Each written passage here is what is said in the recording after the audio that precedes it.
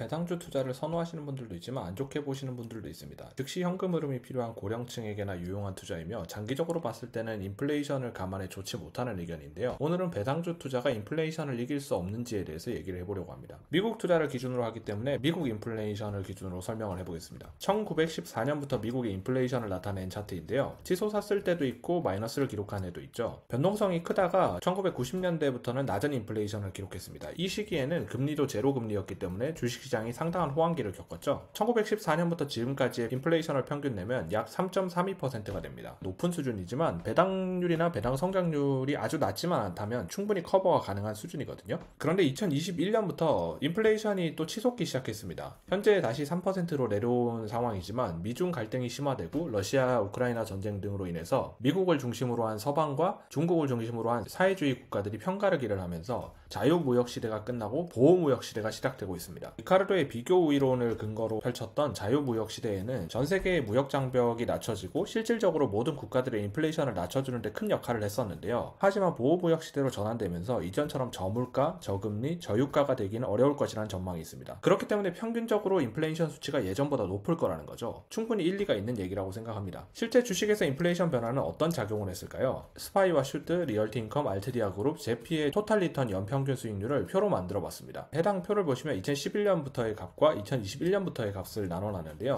가로 밖에 있는 값이 실제 미국 인플레이션을 적용한 값이고 가로 안에 있는 값은 인플레이션을 적용하지 않은 값입니다. 2010년부터 15년간의 데이터를 보시면 가로 안팎의 값이 크게 차이가 나지 않죠. 이 기간 동안 주가도 많이 올랐고 인플레이션도 심하지 않았기 때문에 큰 차이를 보이지 않았습니다. 하지만 인플레이션이 심해졌던 2021년부터 보시면 리츠 기업인 리얼티인컴은 마이너스 성장을 기록했고 슈드 역시 1% 성장에 머물고 있는 걸 볼 수 있습니다. 모든 종목들이 인플레이션을 적용하지 않은 값과 적용한 값이 상당한 차이를 보이고 있죠.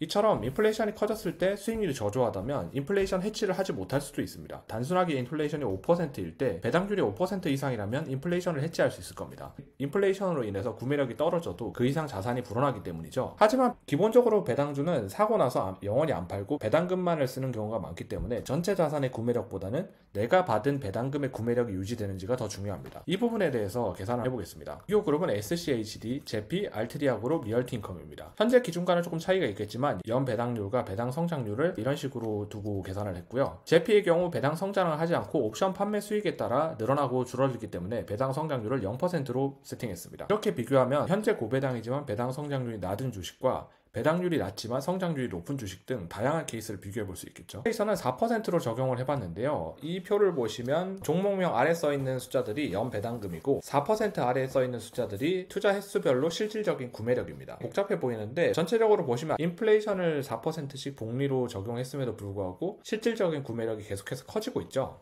구매력만 차트로 표시하면 이렇게 됩니다. 특히 SCHD와 알트리아 그룹의 구매력은 해가 지날수록 엄청나게 커지고 있는데요. 그런데 이 계산에는 허점이 있습니다. 배당금을 재투자했을 때를 가정한 계산이라는 거죠. 물론 이것을 통해서 배당주를 장기 투자했을 때 원금이 계속해서 늘어나기 때문에 어느 정도 배당률과 배당 성장률이 된다면 구매력이 충분히 보호가 된다는 걸 알 수가 있습니다. 하지만 배당주를 투자한다는 건 현금 흐름을 쌓기 위한 거고 어느 순간이 되면 재투자를 멈춰야 하잖아요. 만약 재투자를 하지 않는다면 어떻게 될까요? 재투자를 하지 않았을 때를 계산했을 때는 이렇게 됩니다. 재투자를 하지 않으니까 결과가 완전히 달라졌는데요. 제피와 리얼티인컴은 갈수록 구매력이 감소했고 SCHD와 알트리아 그룹은 구매력이 증가하고 있죠. 차트로 나타내면 차이가 극명해집니다. 이렇게 극명한 차이가 나타난 건 배당 성장률 때문입니다. 높은 배당률이 전체 자산의 인플레이션을 방어하는 데 필요하다면 배당금의 구매력을 보호하기 위해서는 배당 성장률이 높아야만 가능하거든요. 당장 배당률이 높아도 배당 성장률이 높지 않다면 언젠가는 인플레이션에 따라잡힐 수밖에 없습니다. 그렇기 때문에 구매력은 하락할 수밖에 없죠. 결론적으로 주식시장에는 정론이라는 게 잘 없습니다. 어떻게 생각하고 어떻게 투자하느냐에 따라서 굉장히 천차만별이거든요. 배당 성장률이 떨어지는 고배당주도 당장 현금 흐름을 만들고 그 현금 흐름으로 좋은 투자를 하거나 당장 쓸 때가 있다면 나쁜 선택이 아닙니다. 하지만 높은 인플레이션이 지속되고 내가 앞으로 투자할 수 있는 기간이 아주 길다면 고배당주에 몰빵하기보다는 배당 성장주에 관심을 가지는 걸 추천하고 싶습니다. 배당 성장률이 높으면 배당금만으로도 인플레이션을 해치할 수 있고 배당금이 성장함에 따라 주가도 따라서 오르기 때문입니다. 언제나 밸런스가 중요하다고 생각을 하는데요. 배당주, 배당 성장주, 성장주, 채권 등 다양한 좋은 자산을 미리 공부를 해놓고 싼 가격에 왔을 때 매수를 하고 높이 올라갔을 때 매도를 한다거나 혹은 비용 대비 높은 배당률을 누린다면 대체로 좋은 투자가 되지 않을까 싶습니다.